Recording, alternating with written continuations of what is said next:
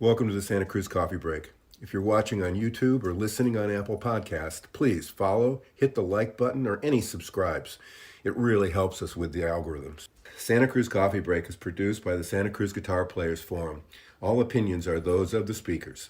We invite you to join us on the Santa Cruz Guitar Players Forum at SCGCPF for more fun. Now, let's get on with this installment of Santa Cruz Coffee Break. So, we'd like to welcome everybody to the 100th podcast of the Santa Cruz Guitar Players Forum podcast. We Woohoo! Were we ever to think that we would hit 100? I can't believe it. But fittingly stuff, we have Richard Hoover with us today, and we have some pretty amazing things to talk about. A 50th anniversary, 50 years. That's awesome. 50 years, the 20,000th guitar, and two models that have been brought back into the fold with special 50th anniversary detail. Yeah. And boy, reading the posts about it on Facebook and things like that, people are excited, Richard. Yeah. Only takes 50 years. Do something over and over again for half a century. You attract some attention, don't you? I Well, guess that's good. so. Good to push on those 20,000 numbers too. That'll help convince my wife I don't own them all. Oh, but working on it. You know, I have a good friend in this business whose company's capable of making that many guitars in a month. We make the same amount of guitars they do, but it took us 50 years. How do they do it? Yeah, it is. How do they do it? And I don't know.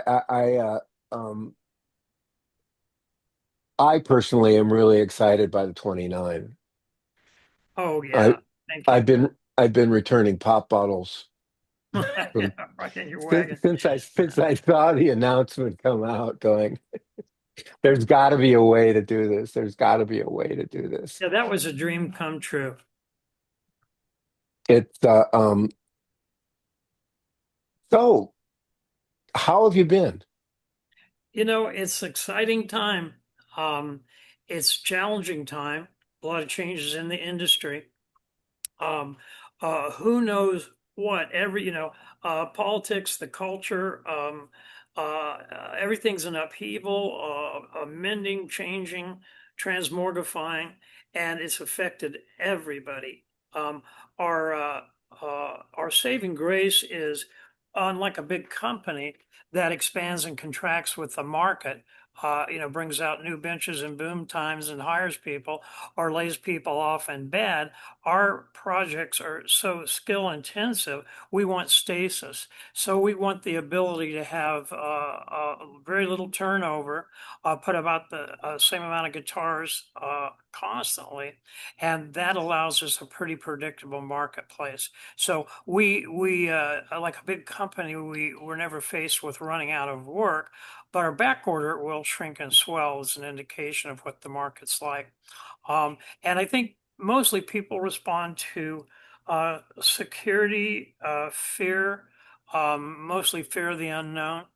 None of us like change unless it's our own idea, and the change that's going on right now is apparently nobody's idea. So that may seem a little cryptic, but luckily, with 50 years of experience, we've got a lot of tricks. We have a lot of things to turn to for alternative revenue streams, and we'll weather this one too.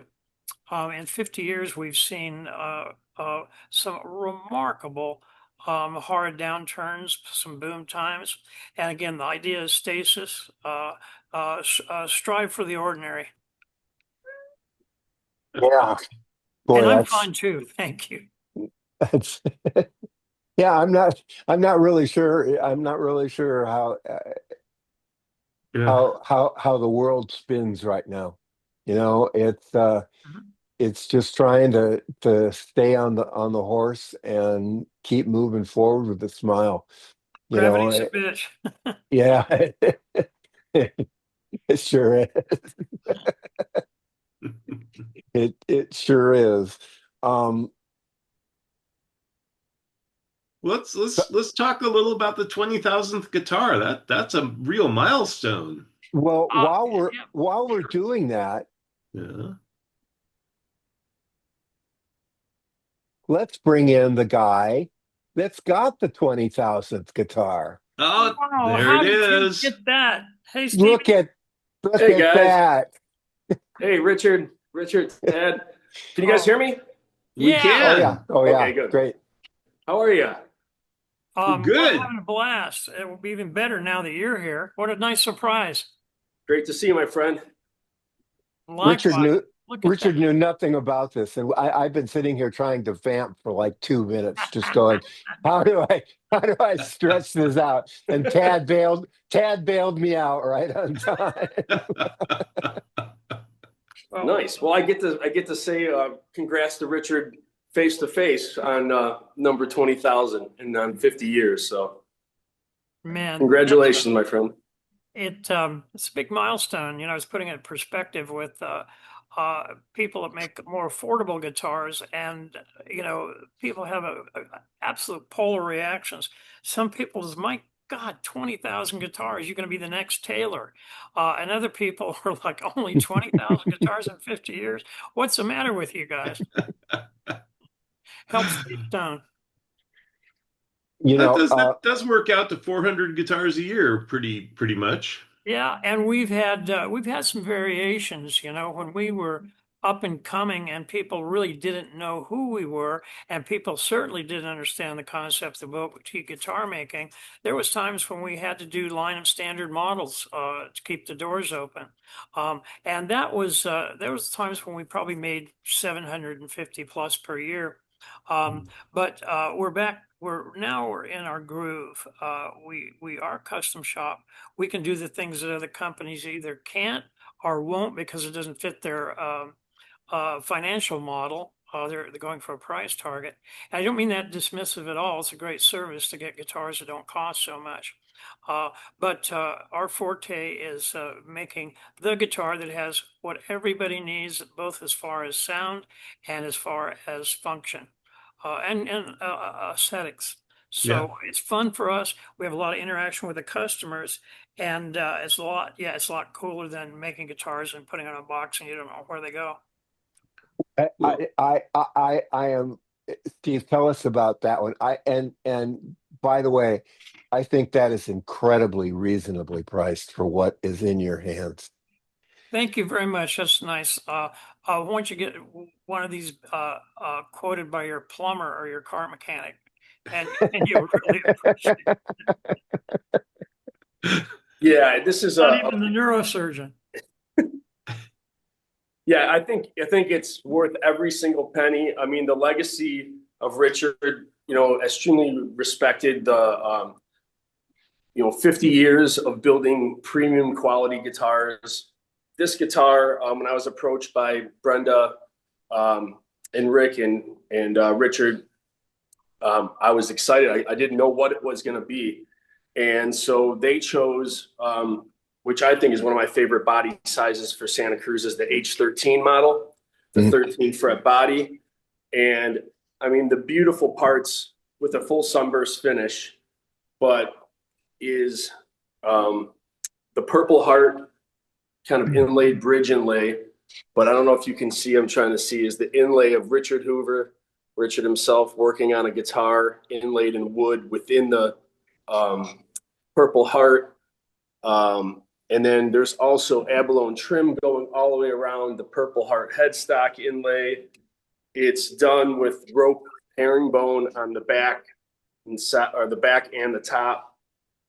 And then Richard might be able to tell you a little bit more about this because I don't have all the dates in my head, but there is dates along the markers of the fretboard that are significant to Richard and Santa Cruz. So this is a beautiful commemorative build, you know, a tip of the hat to the man himself sitting right there, Mr. Richard Hoover. So beautiful. I'm just lucky to be able to even show you this guitar, have it to offer. So That's beautiful, Steve. Thank you. Hey, let's hear about you. Down Home Guitars, and I just want to preface you're a treasure to us.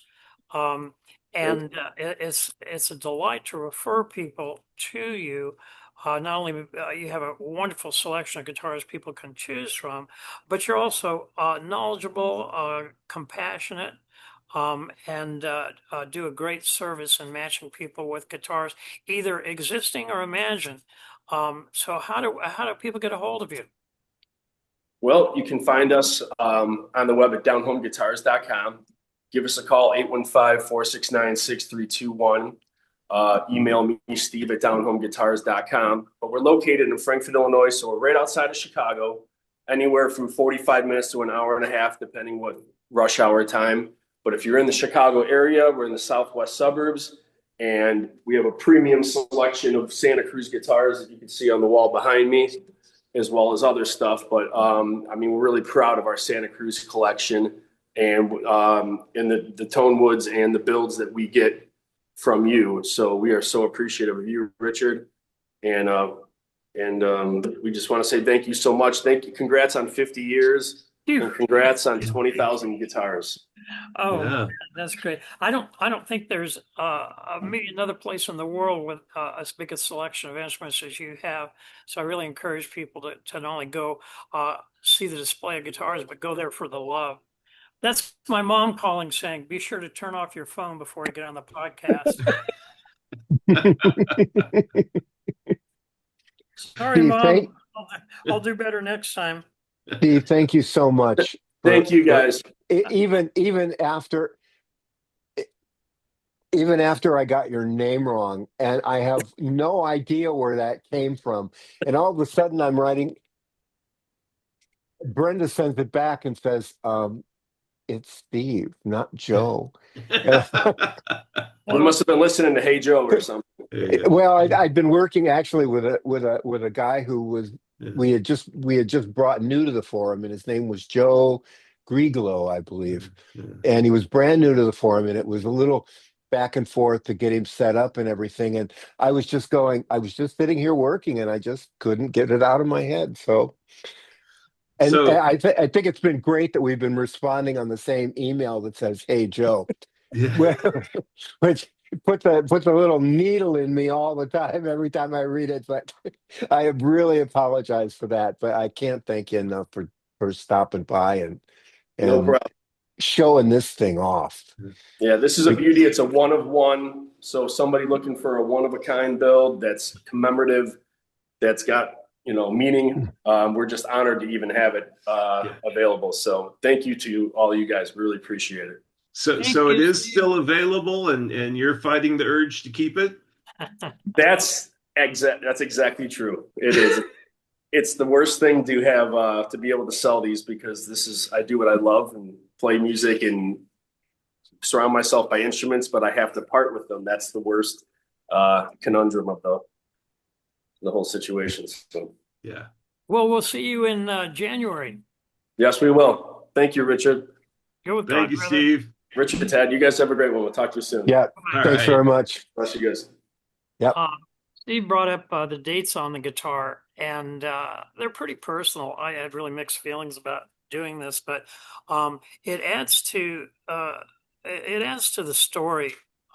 50 years is a amazingly long time, with all sorts of good, bad, and adventurous stuff.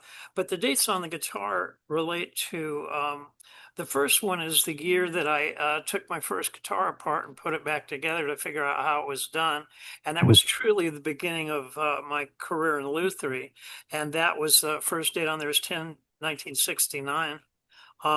In February of 72, I met my darling Tata. We've been together for 53 years. And she was a Manhattan runway model that was headed out to Berkeley to be the art director for Ramparts magazine, wonderful old, leftist periodical. And I was in northern New Mexico, and I was headed to Montana to take on a cowboy job. And boy, talk about serendipity. We hooked up and never parted. so important date for me. July of 77 is when my dear pal Daryl Anger uh, um, introduced me to Tony Rice. Daryl needs no introduction on his own. He's a world-class violinist that was with the original Grisman Quintet and introduced us to Tony. And although we've worked with a lot of beautiful artists over the years, Tony and the artist I'll mention next really gave us credibility. When we were starting out, there wasn't even a boutique guitar business. The idea of people making a guitar was really jarring. Martin Gibson made guitars, not human beings. So we were really up against it. I've probably told this story before, but someone could play a Santa Cruz and think, wow, this is the best sounding guitar I've ever heard. But then the next thought was, what would my friends think if I didn't get a Martin? And that, I mean, really, that's where it stopped. People are like, I can't explain this to anybody, so I'll just play it safe. But when we made guitars for Tony and shortly thereafter for Eric Clapton, when people heard that, we were okay. We were inside. Oh, you didn't know they made a guitar for Tony Rice and Eric Clapton? And that was really two important dates for our credibility. So those are on there. Um, uh, 86, one of the most important influences and mentors in my life, Happy Trom. I met him at a NAMM show, and with his wonderful wife Jane. They did homespun tapes. And the beautiful story is when I was like 16, I stumbled across a book in an old-fashioned cigar store. Happy and Artie Trom, his brother, that did on finger picking, and it changed my life. That had me in the direction as a guitar player and inevitably to a guitar maker. So Happy was a huge influence, meeting him in person, and then later on completing the circle by making a guitar for him with his name on it. Beautiful, beautiful thing. The 1289, I started out on my own. I couldn't stand the thought of being 30 years old, trying to figure out how to build guitars. So I decided to take on partners. It was one of the best moves I ever made. The second best move was to buy the last one out in 89 and get back on my own. And certainly not a dismissal of my partners. They were a huge influence in the direction we went, and we wouldn't be where we are without them. And then lastly, we have September 2026. Oh, that's our 50th anniversary. So there you go. And in the middle of that is a rendition of me at my bench in probably 77. And a really nice rendition cut in wood of that photograph. Brenda, who did that? I'm sorry, she stepped out of the room. I want to give credit where it's due. I'll get it in a minute for you. So that's the story of the 20,000s. And if Steve doesn't get it, you can get it. Oh, oh, it's so beautiful. And when I saw the Purple Heart fretboard, it was like, Isn't it crazy? oh, stop it. Just stop it. You know, I know. that's like a bourbon burst. Yeah, right. Well, no, I mean the burst is just spectacular. Yeah, it's a little more subtle, which is my taste, simple elegance. I'm looking at a picture on my split screen here. Oh, great. Okay. That is that was done by Tom Ellis's talented crew in Austin. Pearlworks did that rendition of my photograph. And who individually did that, I'm not sure. But they're, wonderful friends and partners in this too. So there you go. Wow. Wood? I'm a mahogany guy. Yeah. the best woods, as I've explained before, is like a color or a flavor, and you have an inclination towards one depending on your playing style, what you like to do, and again, a bit of a myth buster. What the woods do add to the guitar is the scale of clarity from warm, round, blended to bright, clear, and articulate. Nothing to do with EQ, but the clarity of sound, and that is what we have in our repertoire to help somebody get the right. I'm going to call it tone in an instrument. Excuse me while I hang up again and again here. I actually put this on airplane mode. I don't know why that's happening to me. So press the edit button and I'll try again. Oh no, that's okay. You know what? I am on airplane mode. I don't know how that got through. Let's go back to the woods on that. So, Grandma's coffee table. yeah, old mahogany. Now this particular one, I don't have at my fingertips where that came from because I have like an incredible collection of wood that's reclaimed from different sources. And when somebody gets a guitar, I like that information to go with it. And whoever ends up with this certainly will know where that mahogany came from. But it's old mahogany, and that's not just bragging rights. It means it grew slower, so it was denser, more resonant. It means it grew with continuity. In other words, an ecosystem in balance that hadn't been disrupted by logging, bringing in abundant sunlight, bursts of growth, or slow growth times. So very consistent, very dense, great sounding, and it's the right thing. It didn't come from a living tree. So all those are dear to my heart. The necklace mahogany also, as you talked about, Purple Heart for the fingerboard and the bridge, and that's like it's a shameless statement, to do that. But there you go. When you do a milestone, it's okay to boast like that. This is the bracing on that is kind of a hybrid. It's a modification of a scalloped X brace, but with addition of tapered tone diagonal bars. And what that gives it an EQ that's slightly predominant in the bass, but more versatile because it's evener EQ. It's not overly bassy or lacking in bass, and it fits with a lot of different styles in that. So this, if I'm making a guitar for me, this is a lot of what I do, except for the Purple Heart. Well, I don't have clothes that match that. Have you used Purple Heart on other guitars, or is that Yeah. an option you're going to now be offering, or is this kind of a one-off thing? It's hard to find in that size of a piece.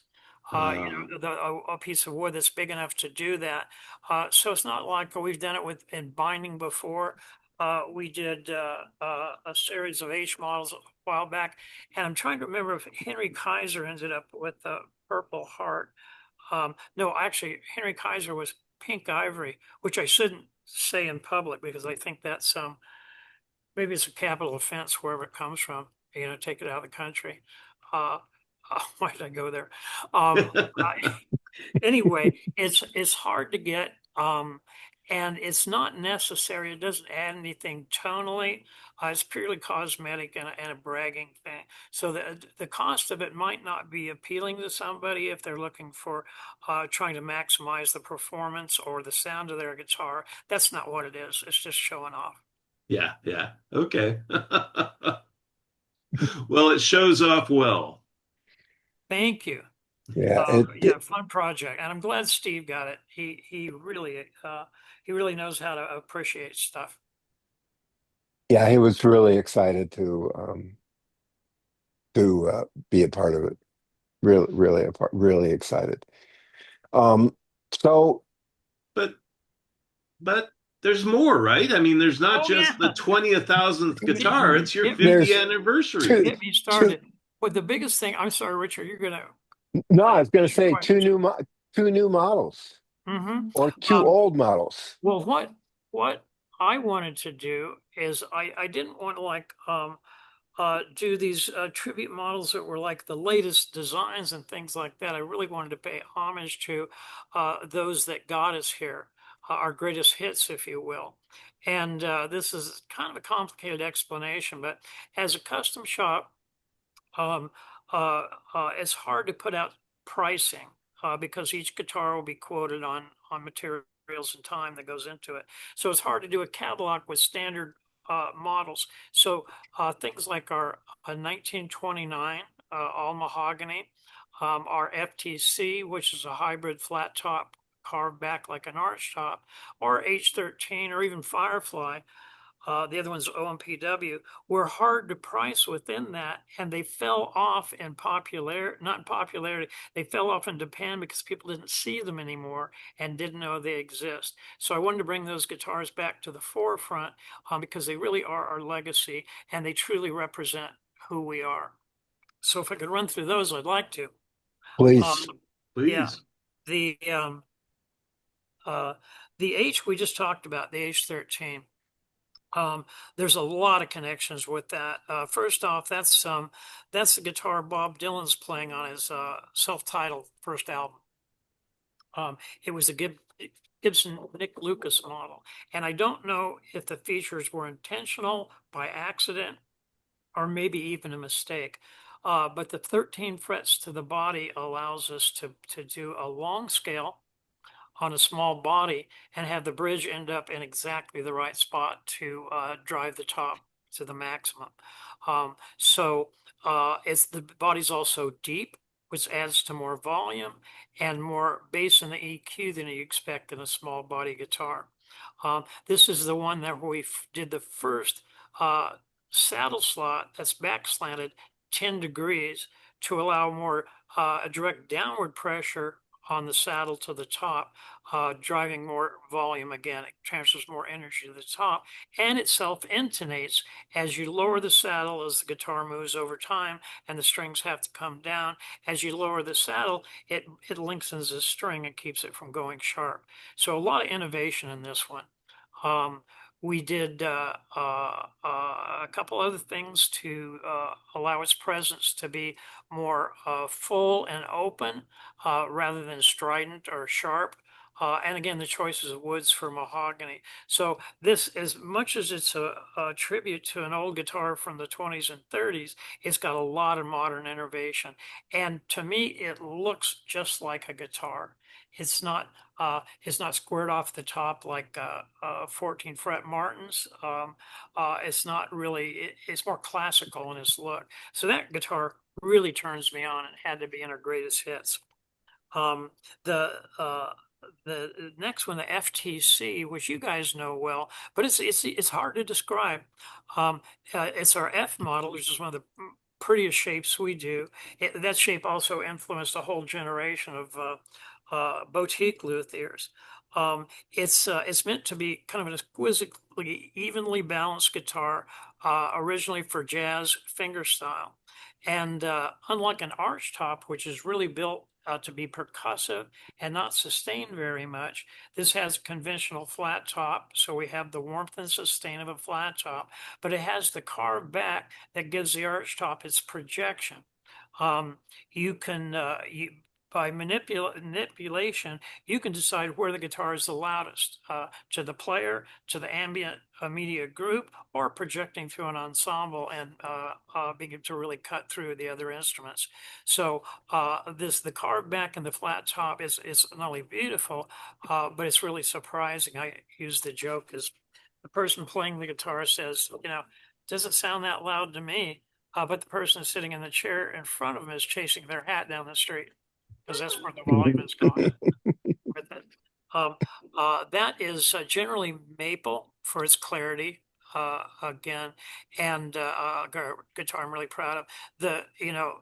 Where the inspiration for that came from is an Epiphone way pre-Gibson, the house of Stephanopoulos, or if I get that right. And with the carved back, not a press back, but a genuine carved back like a arch top and the flat top.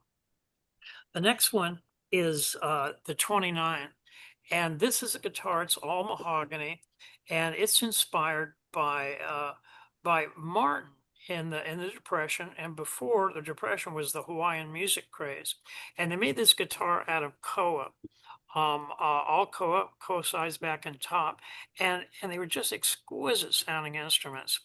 Um, I had always preferred mahogany as a tone wood, not because it's better, because I like it. Um, but the problem with was perception. Mahogany's always been positioned as kind of the poor sister to rosewood, and they were made less decorative, etc. So people didn't take mahogany seriously. Koa has a really similar tone to mahogany, and that was the wood we chose first to make guitars out of. So this 29 is like the Depression guitars, where it's all mahogany. Those guitars were meant to be plainer and therefore less expensive. We didn't do it that way. We did it very subtly. Instead of no binding, it's bound. It has a real subtle little black fiber purfling. There's a tonal consideration. And it sounds remarkably big, wonderful, and it looks simple, not cheap, but simple and elegant. And we launched this in 2008, which those of you with enough memory, it was the end of the world financially. The biggest setback outside the Great Depression, when nobody was buying anything, and it really attracted attention and helped save our ass at that time. The next one is the Firefly, which is also really dear to my heart. We had the challenge from a first call session guy in Nashville that had a gig on the road with Phantom of the Opera, and he's saying, "Is it possible to get a guitar I could carry on an airplane?" But when I got to the gig, it was actually a real guitar and not just a toy. And I always wanted to wait for the time the market was right, just like the 29, to introduce this guitar. And it's just a jewel. Probably you all heard it maybe dozens of times. It has been played extensively by Mark Cass Stevens, who's another real famous Nashville guy. He's played on country, of course, rock, gospel, all styles, and that guitar uh, uh, is perfect. It's ergonomic. You can travel with it, but it's a exquisite sound. Guitar player in a review, I think early 2000s, said this isn't the best small body guitar we've ever played. This may be the best guitar we've ever played, period. So there you go. Give that a try. It's about a 24-inch scale. It's small by today's standards, but historically, that's as big as guitars got before the turn of the last century, because they didn't need to be any bigger. They were played in a small setting. The volume was sufficient, and the only reason guitars got bigger was to be heard over banjos and barking dogs and kids in vaudeville, not to sound better, just to be bigger. So anyway, one I'm really proud of and happy to have in our greatest hits thing. I'm almost there. The OMPW we did in about 2000, and the idea at the time, we're going through a tough transition. Internet wasn't ubiquitous at that time. People still didn't know who we were. And even still then, the idea of a boutique build wasn't something people were used to. We had a real hard time holding up sales against more established brands. And one of the reasons is our guitars are expensive. They're added value, but they're real expensive. And at the time, I wanted to come up with a guitar that would be about $2,000, and with maybe a modest discount, it would actually be a list price of in the 19s, which was still expensive, but a big breakthrough at the time. Guitar player put that in there. Oh, geez. Can't remember the title of the article, but it was the most influential guitars of the new millennium or something. And the thing was, it was a real handmade boutique guitar with all the quality you could hope for in playability and sound. That was under $2,000, which is a huge deal at the time. And it was a loss leader for us. We didn't make money on it, but it introduced us to a whole new group of people that wouldn't have picked it up otherwise. So here's a quick anecdote. Someone goes into the store and asks the salesperson, the owner, what's the best guitar you have? And when they would say, well, let me show you the Santa Cruz, people go, no, no, no, no, no. I know how expensive those are. I'm not even going to touch it. But with the PW, people go, really? Well, I guess I could try it. I'm not going to buy it today. But once they heard it and realized what a guitar could sound like, they'll be back. And that helped introduce us to a whole new group of people. So that covers quite a legacy over time of us evolving as luthiers and responding to the marketplace. And nobody's going to have as much fun with that as I do. But now you know what the story is. You know, the OMPW, at that time I was traveling really extensively all around the country. And I was going to, I had decided I wanted a Clapton Martin. Yeah, And I had we inspire the best. I had probably yeah, I had probably played 30 or 40 of them. And I ran into one that I thought was okay. And most of them just sounded dead and thuddy.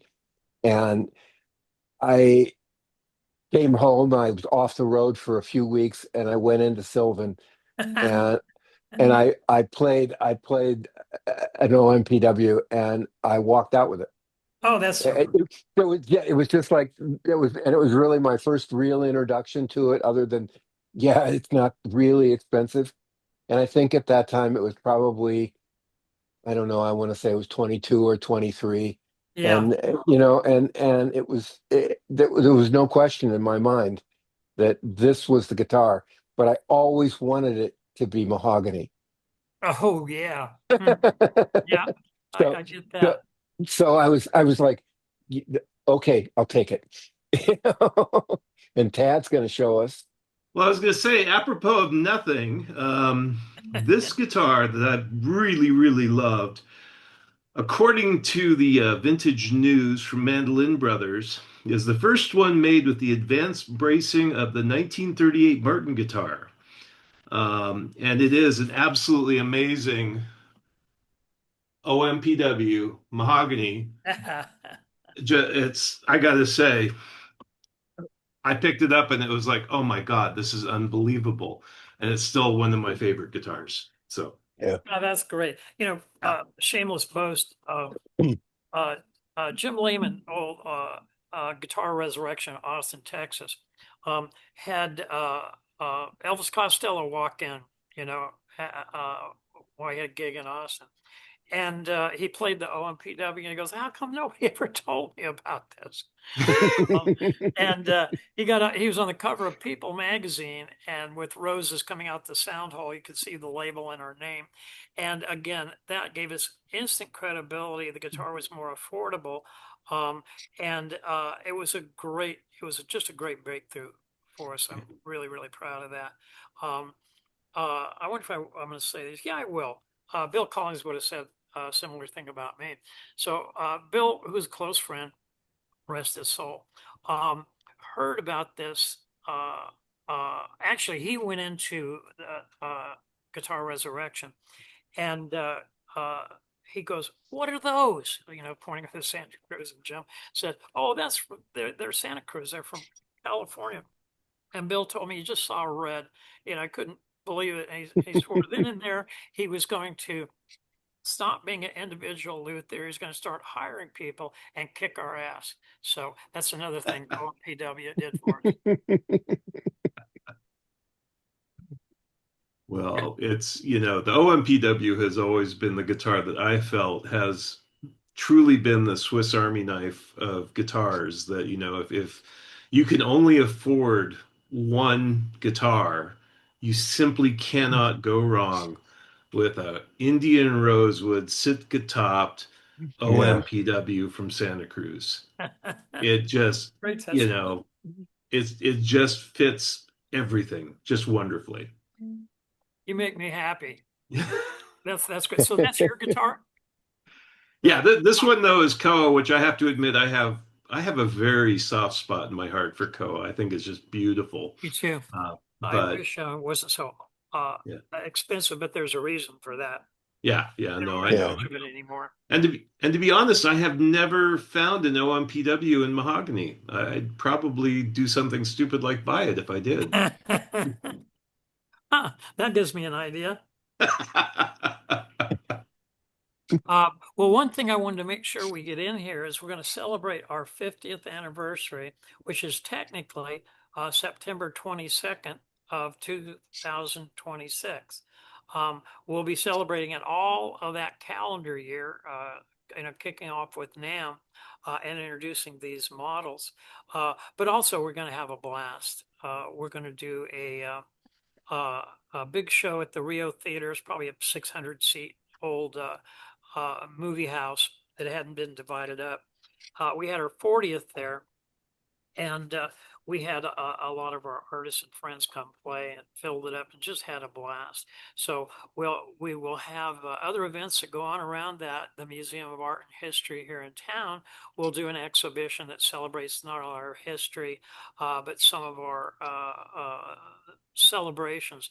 And one, which I'm just starting to talk about because I didn't want anybody to beat us to it, is we designed and built a guitar out of all native Santa Cruz woods, and it's a permanent exhibition for the city of Santa Cruz. So it's our gift to Santa Cruz in gratitude for the culture, the diversity, and the wonderful supporting environment we get to work in here. That one is sycamore, redwood, and the redwood on that is probably, I'm sure like 500 years old. The not from the living tree, but I mean from the living tree. It would have fallen by natural causes in the river that runs by our shop here at a much higher elevation. And each huge storm, it'd make a little progress through the glacial boulders until it finally tumbled into the sea, and we got a hold of it. And it's just absolutely gorgeous. It's got nice mineral streaks in it, and it has a real subtle flame also. Just beautiful stuff. The sycamore was unearthed in restoration after the '89 earthquake, and that could be so old we have no idea. But we're figuring it's about 3,000 years at least, based on some of the other artifacts that were unearthed around it that go back historically. So it's going to be really, really pretty and just a beautiful story. I'm really proud of that one too. Almost the sycamore I've seen from that batch, almost kaleidoscopic Yeah, it is. It is. to look at it. You know, you just kind of like you're just whoa, when you look at it. Well, It's really pretty. I'll tell you I, my experience came from having the OMPW and then getting a phone call when I was doing a lot of video work and saying, "Well, this is Santa Cruz Guitars, and we'd like you to tape this event." And it was the it was the Bill Nershi, Scott Oh, Law, yeah. and up at the Big up at Basin the yeah, up at in the Big winery. Basin, and my understanding was that Bill and Scott had been like kind of there for a couple of days, just having a bunch of guitars to play.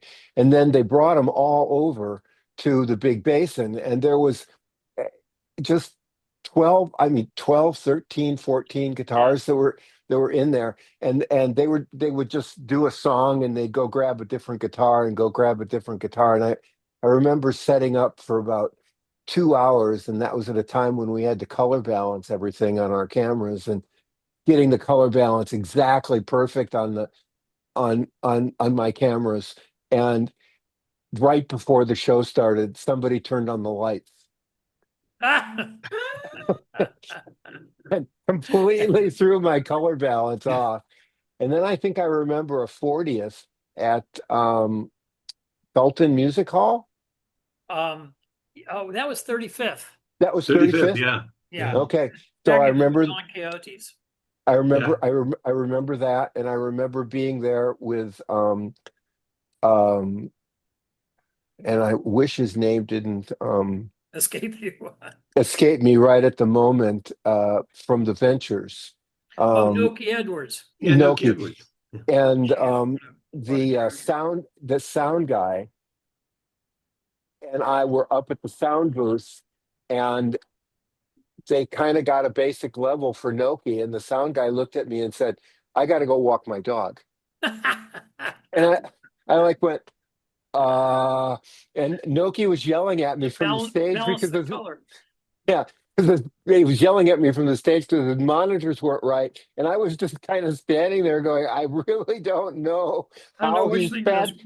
I don't know. I don't know how he's patched this. Yeah, I know my way around a console, but I don't know how he's patched this."